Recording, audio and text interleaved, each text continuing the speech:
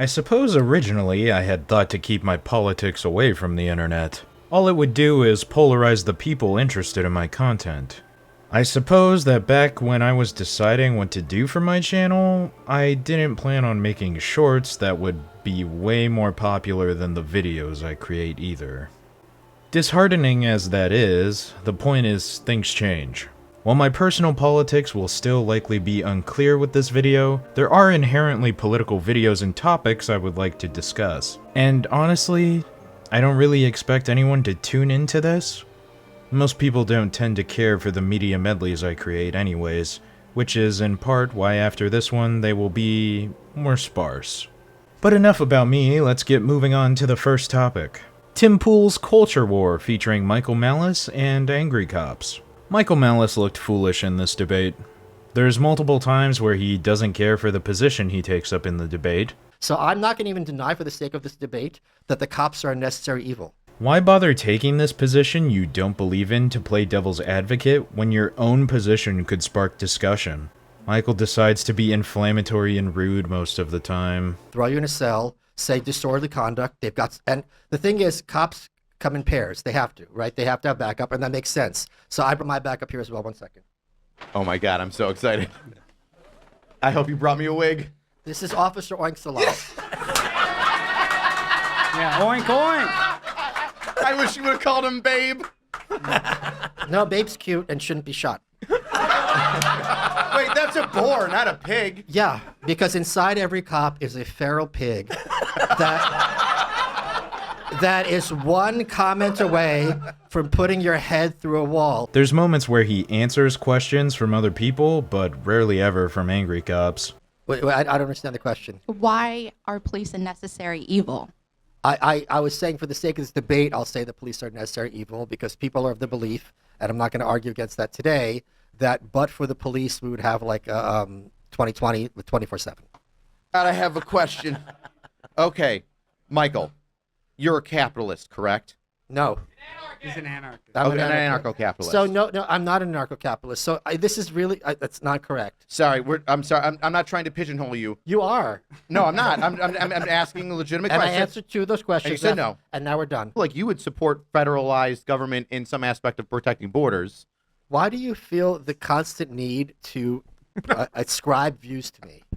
I'm asking. I'm saying, would you? I feel like. I'm saying. Can you answer my question? What's that? Why do you feel the constant need to ascribe views to me? Because I don't know what you think about things. I want to ask you questions to see how you think. But you're framing it in such a way that you're presuming my answer. That's Well, the I issue. said I feel. That's why I said I feel that Okay. this might be something, and you can dispute it. Sure, but your feelings are the problem because when cops are implementing Oh the my law God. and they're having a bad day, they're going to take their feelings out on the side of your head. It's so strange considering that there was someone who understood Michael Malice's take, saying that Angry Cops didn't do enough prep work for this. Liquid Zulu throughout his live stream days before the actual culture war was saying that because Angry Cops had such weak prep work as shown in a clip from his podcast, that he was basically going to lose to Michael Malice easily, which didn't happen.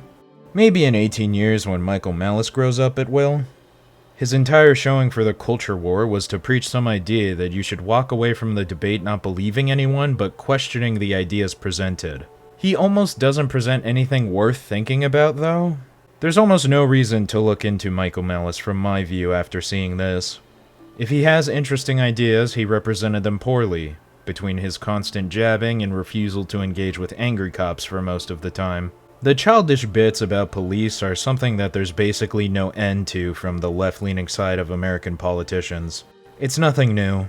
Even then, if this is not convincing, consider that he chose to play the devil's advocate position instead of presenting his own position throughout the debate to discuss and argue for. Liquid Zulu has also done another stream at the time it took me to eventually get around to recording this audio, saying Michael Malice trashed Angry Cops in the debate.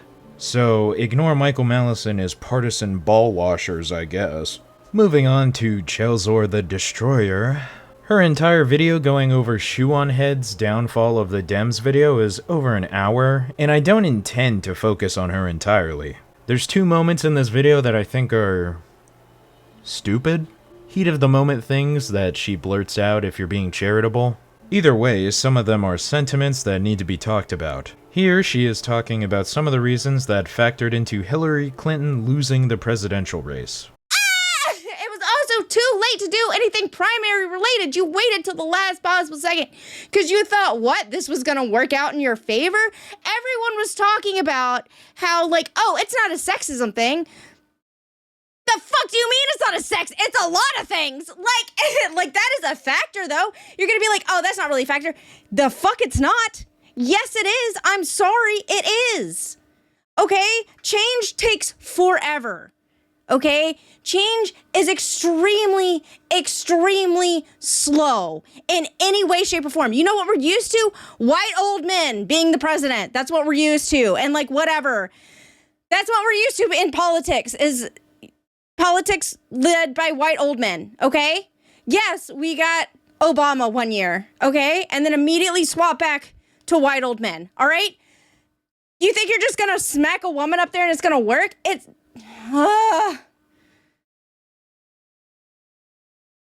okay, it is like a whole thing because that is a monumental, historic moment. It takes so much to get there. You don't understand. It takes so much to get there. I guess let's start with the gender stuff. It will only matter to a majority of people if you bring it up. Most people could care less for something like that. I voted for many female candidates in local and federal races, simply because I like their politics. If you want to say most people don't have the time to look into all that stuff when ballots show up in the mail, then you need to run ads that present your politics favorably.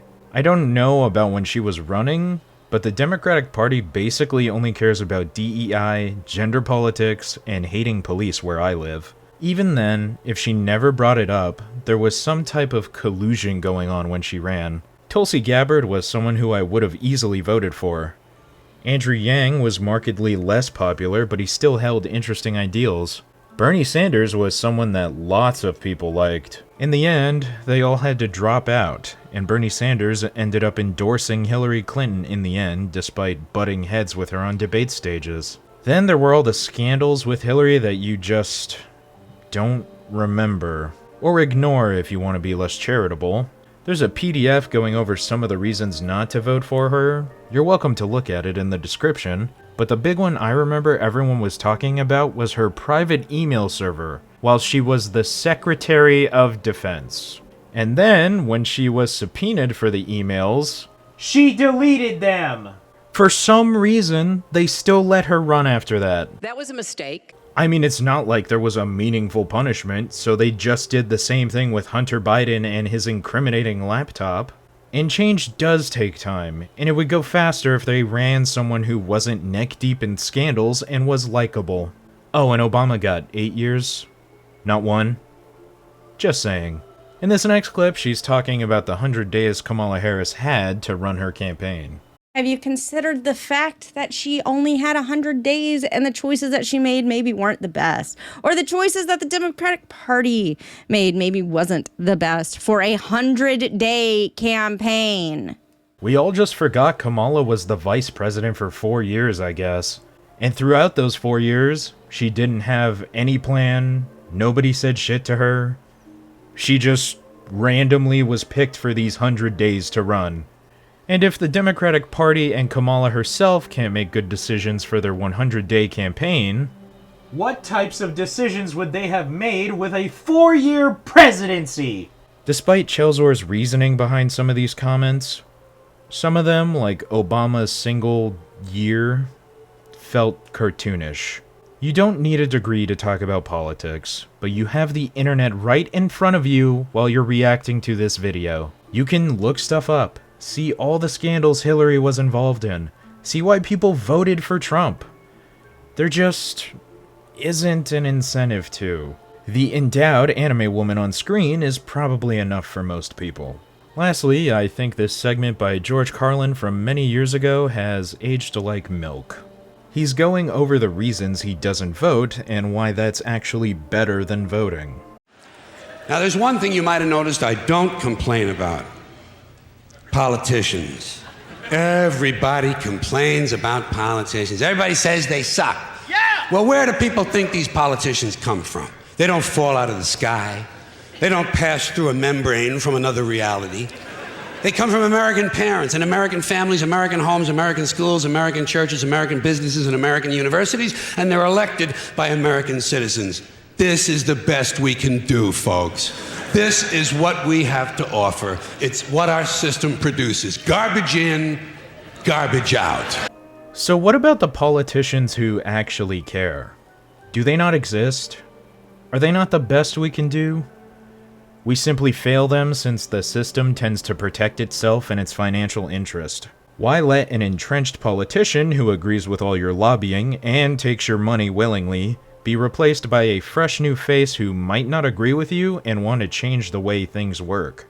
The best we can do can't be fully realized with all this money tipping the system to be in favor of a specific blend of politicians. And this is completely ignoring local politicians, by the way, who could be doing amazing things for your community, but naturally don't have the power to influence Congress or larger politicians. If you have selfish, ignorant citizens,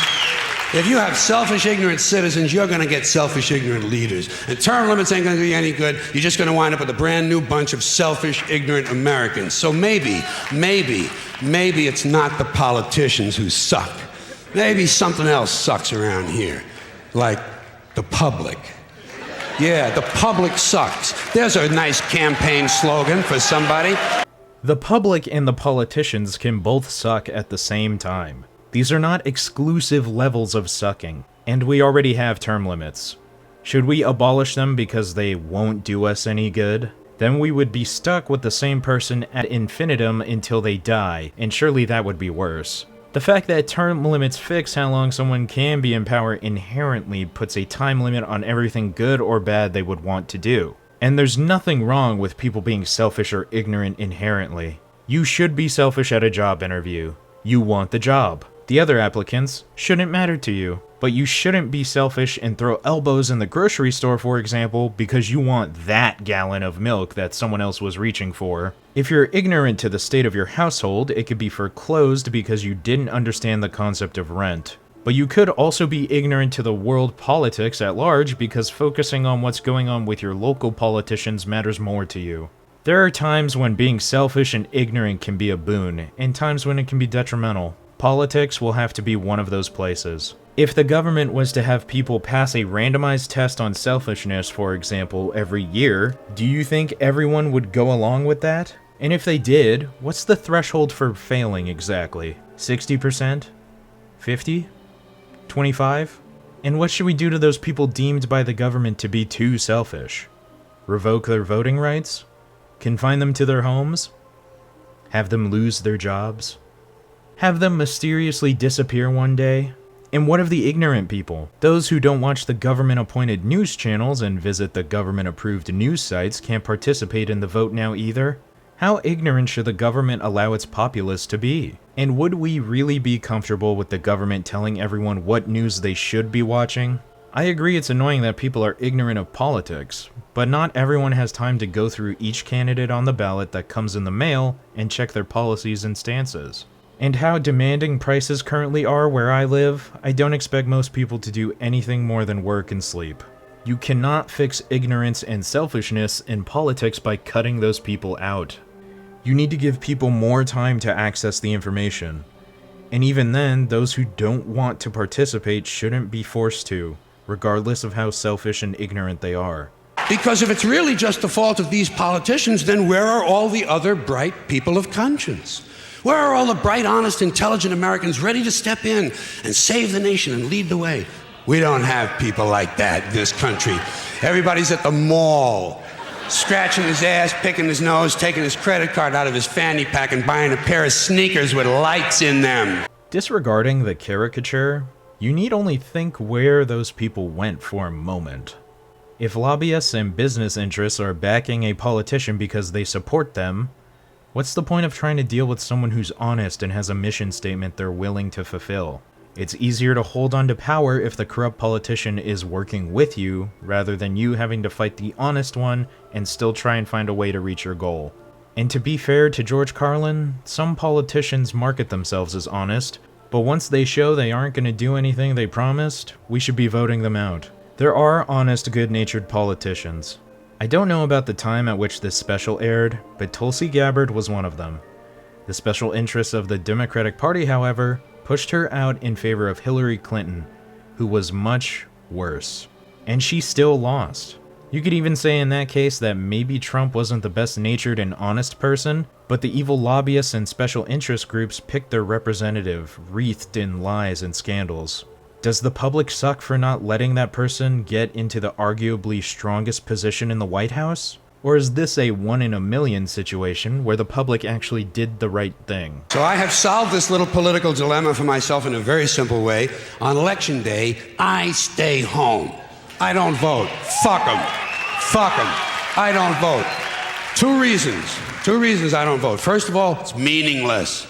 This country was bought and sold and paid for a long time ago. The shit they shuffle around every 4 years doesn't mean a fucking thing. You are allowed to believe that, but again, didn't Trump's first election show that it did matter? He lost the majority vote, but won because he had the most electorates. So the fact that people who thought it was meaningless to vote almost allowed Hillary to win isn't a problem? I guess? Even though Trump has done some unique things with his terms, and Hillary with all likelihood would have kept the same old sold-out status quo. And if you really don't think it matters to vote, how does your local area get better? If the current mayor is just stealing everyone's taxes, how do you get rid of that guy without voting for someone new in the election?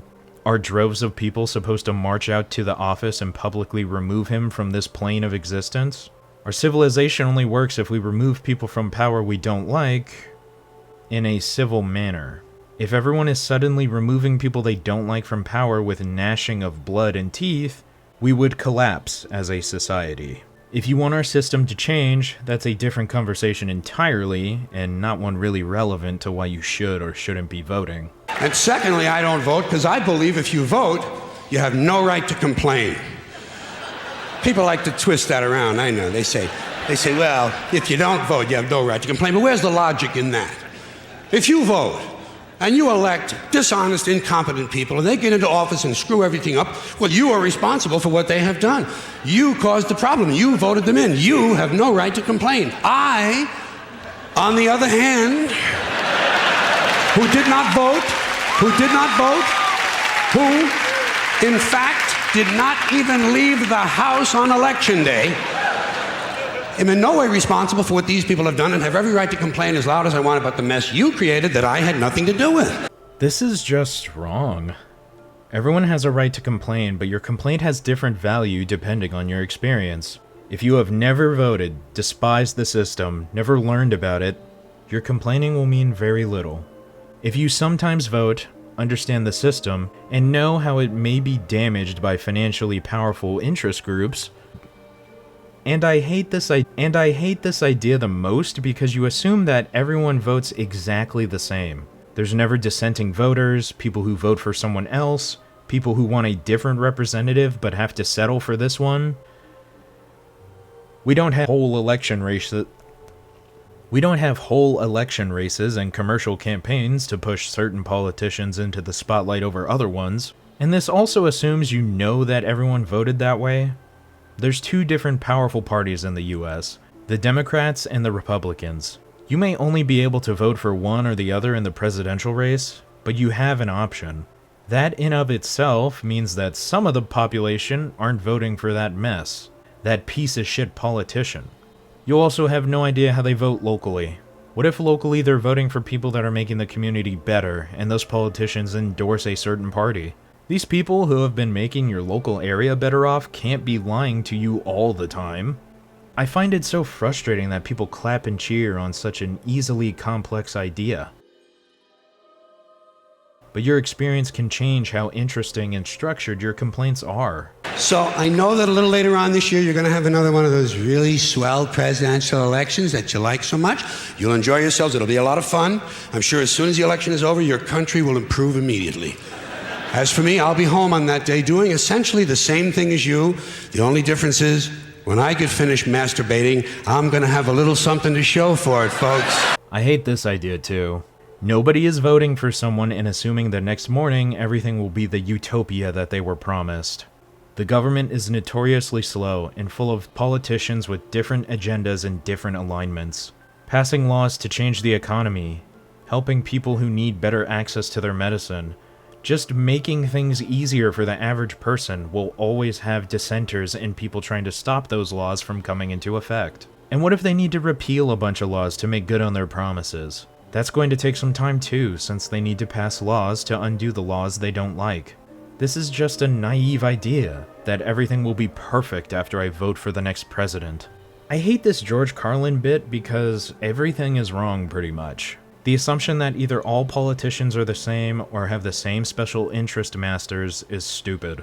And the idea that you're wasting your time participating in the politics of where you live is even dumber. He gets away with it to a degree because in part he has a good speaking voice and a cadence that keeps you interested. If you don't think about what he's saying, then it's all funny and interesting to think about, instead of simplistic and frustrating. It would be naive of me to not understand why some people can feel their votes don't matter. In America, the Democratic Party has gone so extreme as of late. Diversity and racism are wielded as cudgels against the police and white-looking people. Caring for what the average person may believe is scarce, pushing for fringe ideas that speak to a fraction of people. Many people who would like to vote Democrat can't, and are either politically homeless and rarely voting, or in frustration voting in opposition to them. There's no feasible way to earn back average people in the Democratic Party, I think. There's too many problems that are deep-rooted within the party itself. Nothing short of demolition and reconstruction for something else would fix them anymore. And so while George Carlin is wrong, I can see why people sympathize with his point today. I would encourage them to look and advocate for what they would like to see, however, since nothing you want will come to fruition without every last believer supporting it.